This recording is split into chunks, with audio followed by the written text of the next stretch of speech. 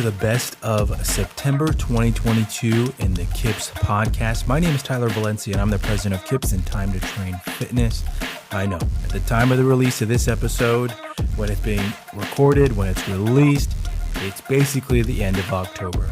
And I'll put that on me that this episode did not come out earlier.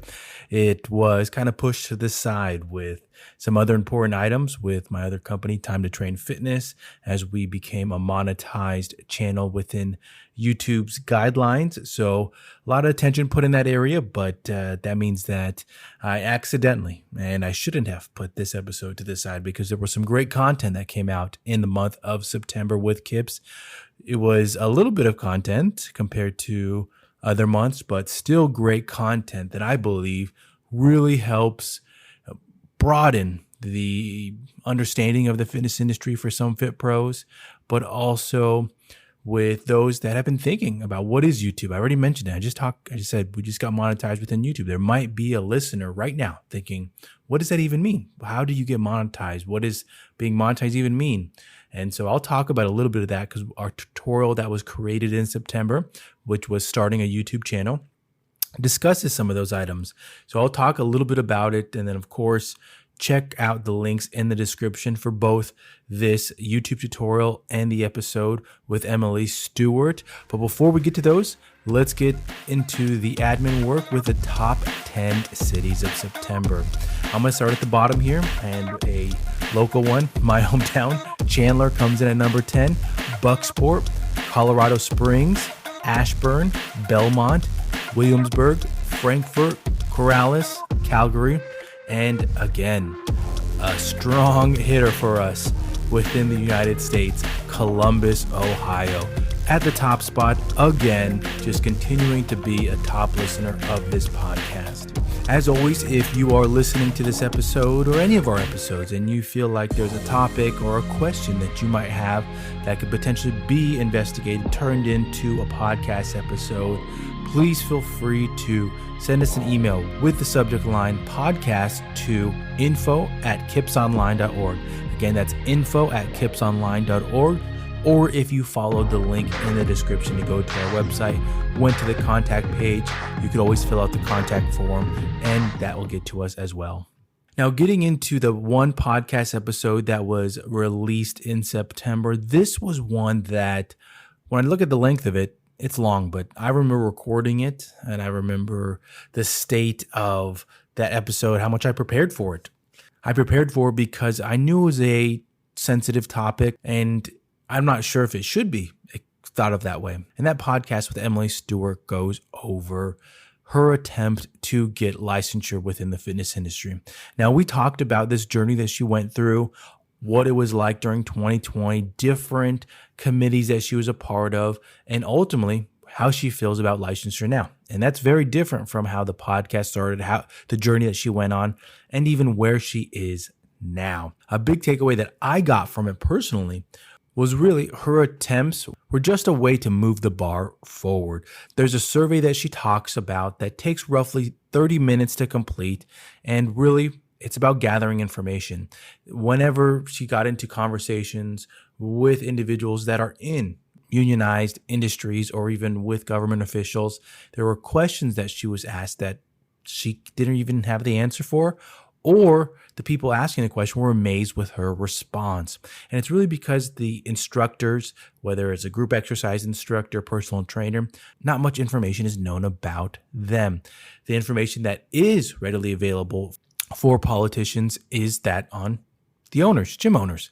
And really, that's a small percentage of the fitness industry. So if you get a chance, definitely listen to this episode. It's a longer one. It's over an hour long, but it really does go by fast. It goes by fast because it's a good educational episode. You really get some insight into what it is that could potentially happen.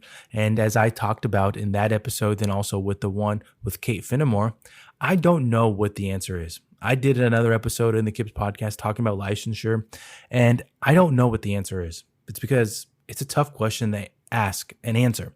And in that episode that I did, I'll put a link in the description for it.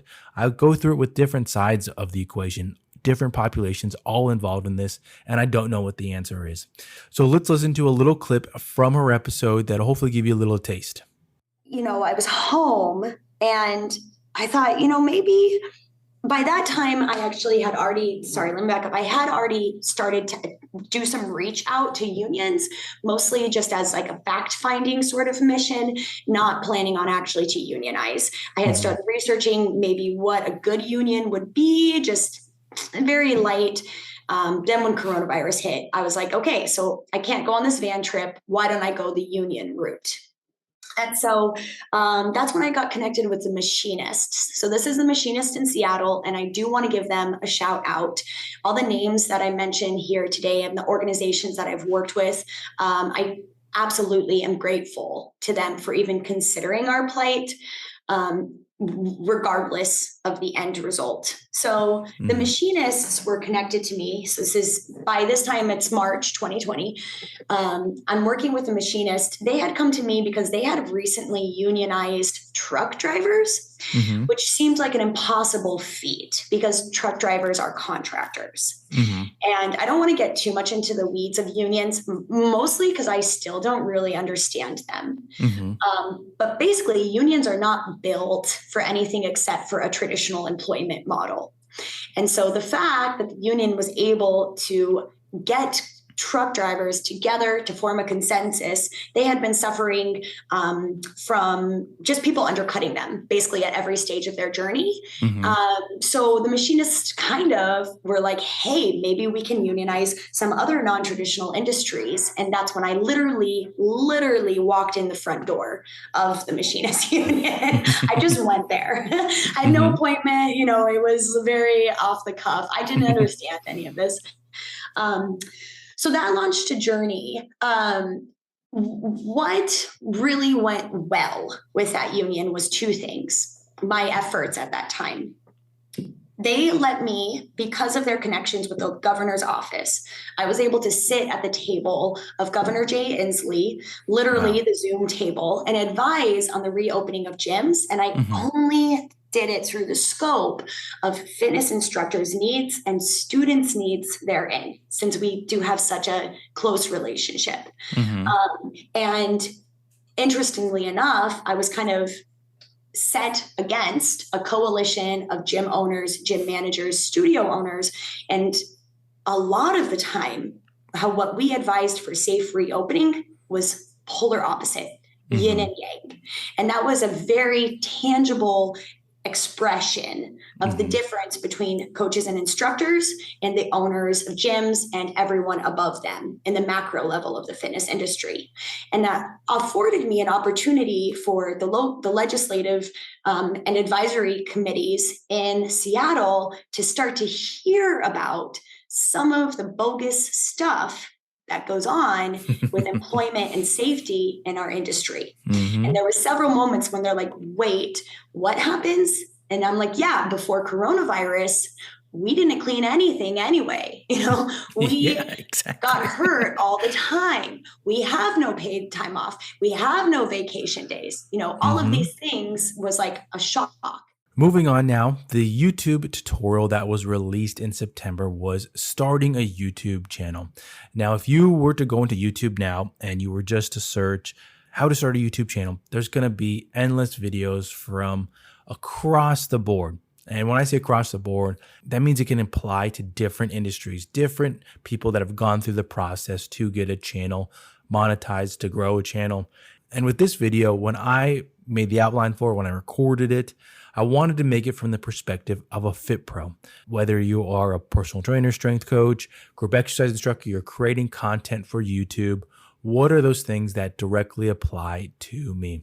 Now, if you were listening in the beginning and you heard the term monetized, what does that even mean? On YouTube, there's a requirement. There's always been some type of requirement to get monetized. And at the moment, it's 4,000 watch hours and 1,000 subscribers. At the time of recording this, how I mentioned, my other company, Time to Train Fitness, we did just become a monetized channel. So we met both of those requirements and we are able to share in the ad revenue that comes from whenever you see an ad running on a video when you go on YouTube, whether it's the beginning, middle, or end, that's really what opens up to you. And don't forget, YouTube is a global business. So that one little ad, you might think, oh, it's probably not going to be much. That continues to grow. It grows and grows and grows. And especially if you are investing your time, investing your money in it, investing your content into this process, you're going to get results from it. And Fit Pros that have gone fully into it, they love it. And I talk a lot about in other episodes in the KIPS podcast or even in tutorials about why going into YouTube with the creative freedom of it and how great it is to see something that you build going towards that. And a unique item that a lot of Fit Pros have going for them is that workouts are often longer. If you think about YouTube guidelines that you'll see in all the other videos out there talking about you should make videos that are X long, that have this in it, those are talking about trying to make videos that are 6 to 7 minutes long because the audience that they're talking to, that might be a struggle for them. If you're creating workouts, and I'm just sharing from experience here, if you're creating workouts, that watch hour time goes a lot quicker because when somebody's taking a workout, they're typically staying for the full thing. They're staying for that full 45 minutes, 30 minutes, 20 minutes, whatever that might be. So you can rack up that much quicker than potentially the subscriber count. And that's from talking from experience with that. It all depends on your background, your audience, all those types of things. But I really do think that YouTube is a great thing on different levels, not just if you want to do a workout channel, on different levels. So check that video out just to get an idea. If you want to start, if you want to begin, or you just want to learn a little bit more about it, it's a great video to start with, and it's geared towards fitness professionals.